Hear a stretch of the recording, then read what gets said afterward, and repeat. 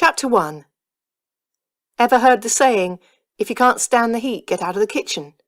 What would you do if this wasn't just a philosophical suggestion, but a blazing fact, staring you in the face one morning as you wander downstairs to make yourself a cup of tea? Shall I tell you how I react when I nudge open my kitchen door and see yellow flames climbing up my kitchen units?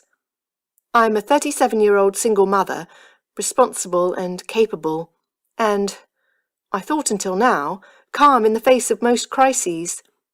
So I stand in the open doorway, gape-mouthed and wide-eyed, for a second or two, allowing the heat to sear my shocked retinas. I drop last night's half-empty coffee cup from my slack hand and watch it shatter on the slate floor. Then, without a single coherent thought, I race back through the house, out of the front door and into the street, screaming like a schoolgirl. I immediately forget everything I've ever learned about fire safety. There is, I'm pretty sure, a small and shiny red extinguisher languishing under the sink somewhere. There are procedures for this sort of thing. Wet blankets to be thrown, doors to be closed, valuables to be lifted and removed. Although, even if I'd had the presence of mind, it would probably have been a struggle to get my American double-door ice-maker fridge-freezer out in time. Never mind that I'm not even dressed, or that the nightshirt I'm wearing isn't my own, but my 16-year-old daughter's, and therefore about 3 sizes too small. Never mind that I haven't yet brushed my hair or cleaned my teeth. You don't worry about these things when your house is on fire. I run directly into the arms of my neighbour, the ridiculously handsome but slightly obsessive man from number 4. Gasping and reaching back to point over my shoulder, I manage the words, "Fire!" and "Help!" He looks beyond me to see smoke streaming out of my kitchen window, and then drops me like a hot brick and runs back into his own house, hopefully to call the fire brigade. More people dribble out to see what's going on. The handsome neighbour joins us again, a mobile phone pressed to his ear, giving my address in a clear, calm voice I find deeply impressive. "I'm so sorry," he says to me, like someone's died. I don't know his name, only that he's lived next door to me in Chaplin Grove for 6 months, and that he cleans his car, sporty, red, expensive, at least twice a week, and shops only at Waitrose. We stand side by side and watch the smoke billow out of my front door, thickening to a grey-white fog.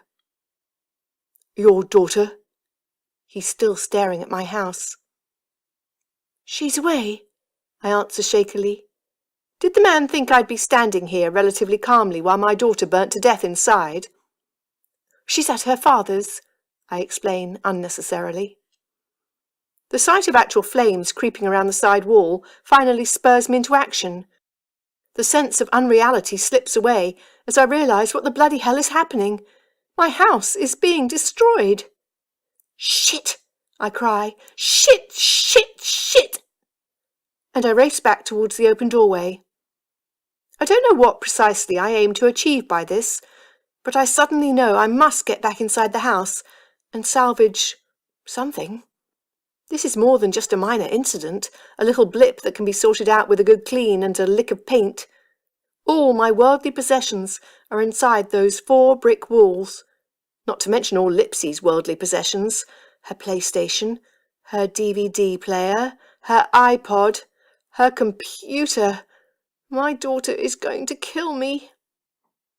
Mr. Waitrose catches up and pulls me back before I reach the door. The flames have got there first anyway. An orange haze glimmers in the hall, coming off the walls like phosphorus. In a completely deranged way, it's actually quite beautiful. I hear sirens in the distance, and my heart lifts just a little. Maybe the damage won't be too bad after all. Maybe they'll catch it in the nick of time. I look around at my neighbours for reassurance, my face a hopeful question mark. They each wear an identical expression of horror, and, like the psychic I'm most definitely not, I can read their one single thought. Thank God it isn't my house. I move my eyes from my neighbours' stunned faces back to rest on my burning home. My single thought, I wish to God it was somebody else's house. When fire engines start to pile up, I am ushered across the road by a lady with white lacquered hair.